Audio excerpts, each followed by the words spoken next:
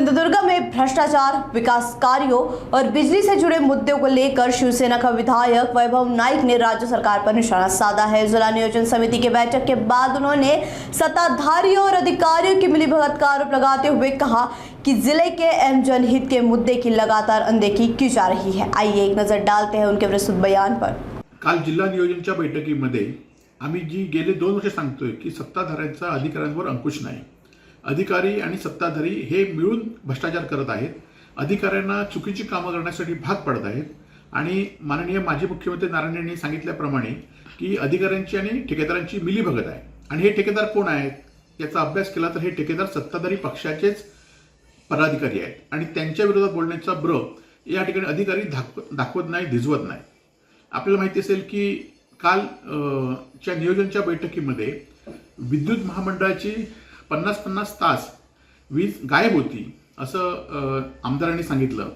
त्याचबरोबर smart meter संदर्भात विधानसभेत आवाज उठवणारे आमदार काल मात्र तोंडाला कुलूप लावून गप्प होते, कारण मुख्यमंत्र्यांनी त्यांना दम दिला असेल म्हणून ते गप्प होते की काय। कारण विद्युत मंडळाने स्मार्ट मीटर संदर्भाची अवाढव्य बिले येतात, त्याला जिल्हा नियोजनमध्ये खरं तर विरोध झाला पाहिजे होता। त्याचबरोबर जिल्ह्यातील औष्णिक प्रकल्प असू देत, अणुऊर्जा प्रकल्प असू देत किंवा खाणी असू देत, या सगळ्याला गेले महिना 2 महिने तिथल्या सामान्य नागरिकांनी विरोध केला आहे। त्या संदर्भात सुद्धा ब्र निघाला नाही। आणि 6 महिन्यापूर्वी जिल्हा परिषद निवडणूक झाली आणि त्या निवडणुकीमध्ये सत्ताधाऱ्यांना 5वी बहुमत असताना सुद्धा 10 कोटी जिल्हा परिषदेच्या मागे कसे काय गेले। अधिकाऱ्यांना जबाबदार ठरताना तुम्हाला लोकप्रतिनिधी म्हणून नेमले, त्यांना पण जबाबदार धरलं पाहिजे, त्यांच्यावर पण कारवाई झाली पाहिजे। कारण अधिकाऱ्यांना आपण बघितलं असाल की जे ठेकेदारांनी कामं केली ना त्या ठेकेदारांची परस्पर अधिकाऱ्यांची खोटी सही करून बिलं लबाडणूक झालेली आहे। अशा सगळ्या विषयामध्ये काल डीपीडीसीमध्ये चर्चा झाली नाही आणि नारायण राणे माननीय माजी मुख्यमंत्री हे तर गेले अनेक वर्ष डीपीडीचे सदस्य आहेत, अनेक वर्ष ते सत्ताधारी, तर गेले 5 वर्ष केंद्रीय मंत्री होते, आता त्यांचा मुलगा पालकमंत्री आहेत, एक मुलगा आमदार आहेत। ही सगळी सत्ता राणेकडे असताना सुद्धा जिल्हा नियोजनमध्ये अधिकाऱ्यांना दम देणं म्हणजे तुमच्या कामाबद्दल तुमच्याबद्दल शंका निर्माण झालेली आहे, तुमच्या क्षमतेबद्दल शंका निर्माण झालेली आहे आणि त्यामुळे विरोधक म्हणून आम्ही चुकीच्या गोष्टीला विरोध करत नाही। काल आंबा काजूचे पैसे अजूनही शेतकऱ्यांच्या खात्यात जमा झाले नाहीत, 2-2.5 वर्षापूर्वीची नुकसान भरपाई अजूनही शेतकऱ्यांना मिळाली नाही, पाणी पुरवठ्याची नुकसान भरपाई मिळाली नाही।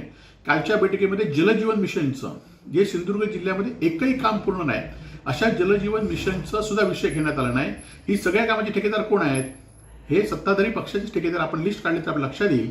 सीएम जसवायचे ठेकेदार कोण आहेत, अनेक ठिकाणी ठेकेदार हे शिंदे गटाचे असल्यामुळे भाजपचे लोक तक्रार करतात, पण त्या तक्रारीकडे केराची टोपली दाखवली जाते। इथे कणकवली विधानसभेच्या सावंतवाडी विधानसभेमध्ये शिंदे गटाचे लोक तक्रार करतात, त्याला भाजपचे लोक केराची टोपली दाखवतात। त्यामुळे सत्ताधारी एकमेकाचे कार्यकर्ते दुसऱ्या पक्षातले घेण्यात व्यस्त आहेत आणि असं असताना जिल्ह्याच्या विकासाचा बट्ट्याबोळ झालेला आहे। जिल्ह्यातील 300 कोटी रुपये खर्च योग्य पद्धतीने झाले पाहिजे, ते होत नाही। जिल्हा आरोग्याची अवस्था सुद्धा दुरवस्था झालेली आहे। महिला हॉस्पिटलमध्ये डॉक्टर नाही आहेत, महिला हॉस्पिटलमध्ये कर्मचाऱ्यांना 3-4 महिने पगार मिळत नाही आहे। त्याचबरोबर कालच्या बैठकीमध्ये शासकीय मेडिकल कॉलेज आहे, त्या मेडिकल कॉलेजबद्दल ब्र काढलेलं नाही। कारण ब्र काढणार कसं, कारण सत्ताधारी पक्षाचे जे चतुर्थ श्रेणी कर्मचारी आहेत ते 200-250 कर्मचारी सत्ताधारी पक्षाचे लागेबंद असलेले आहेत। 40-50 लोक येतात आणि त्यांच्या डीनवर दबाव आणतात आणि त्यामुळे त्या जिल्हा शासकीय मेडिकल कॉलेजचा कारभार हे अत्यंत घिसळवाणा झालेला आहे। तिथे लोकांना उपचार मिळत नाही, वस्तुस्थिती आहे आणि त्या संदर्भात सुद्धा कोणी ब्र काढलं नाही की त्या संदर्भात सुद्धा कारवाई झाली नाही। आणि त्यामुळे वीज असून देत, आरोग्य असून देत किंवा रस्ते जे केलेले रस्ते खराब कसे होतात या संदर्भात आम्ही जेव्हा आंदोलन करतो तेव्हा आमच्यावर गुन्हे नोंद होतात आणि हे रस्ते खराब का होतात, त्यामुळे किती भ्रष्टाचार असतो, किती कामं मॅनेज होतात, हा खरं तर संशोधनाचा विषय आहे आणि त्यामुळे गेल्या 2 वर्षाची कारकीर्द ही पूर्णपणे अपयशी आहे असं माझं म्हणणं आहे।